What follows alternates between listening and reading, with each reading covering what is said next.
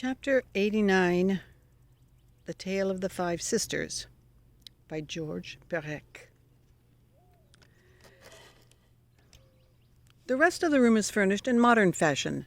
The bed is a foam mattress, sheathed in black synthetic leather, and placed on a podium.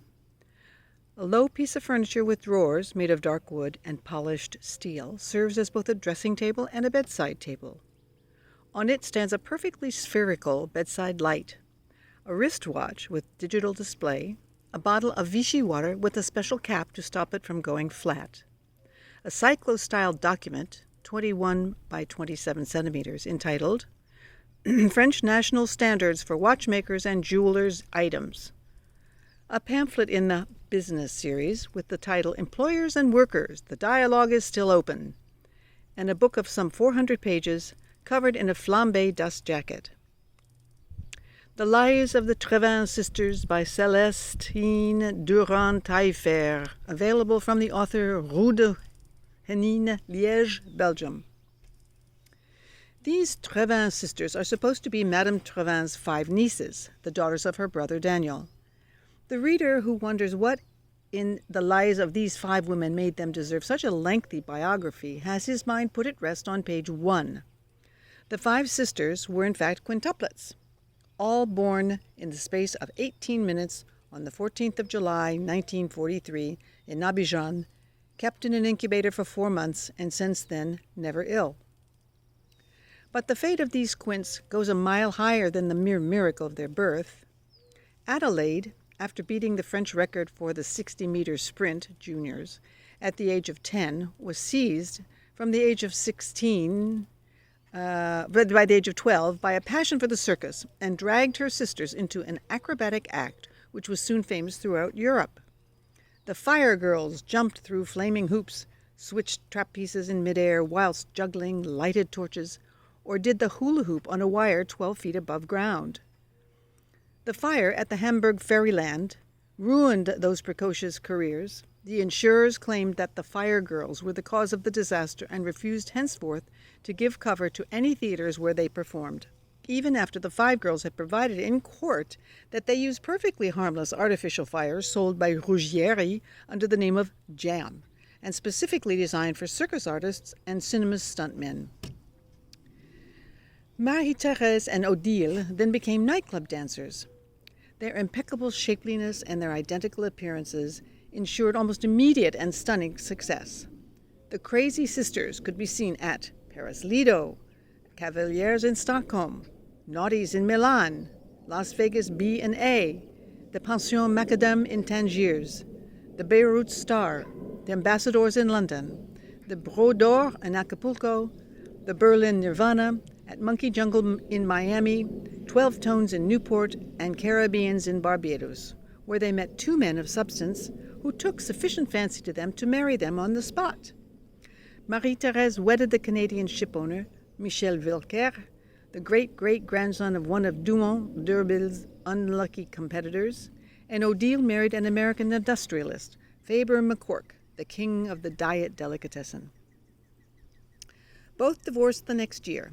Marie-Thérèse, who had become Canadian, threw herself into business and politics, founding and running a huge consumer defense movement of ecological and autarkic tendencies, simultaneously manufacturing and distributing on a massive scale a whole range of products suited to the return to nature and to the pure, true macrobiotic lifestyle of the primitive communities, canvas water bottles, yogurt makers, tent canvas, pan pipes, kit form, bread ovens, etc.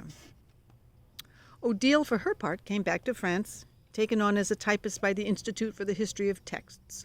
She found that although entirely self-taught, she had a taste for late Latin, and for the next 10 years did 4 hours unpaid overtime every evening at the Institute in order to establish a definitive edition of Danorum Regum Heroicum Historia by Saxo Grammaticus, which is still considered the authoritative edition.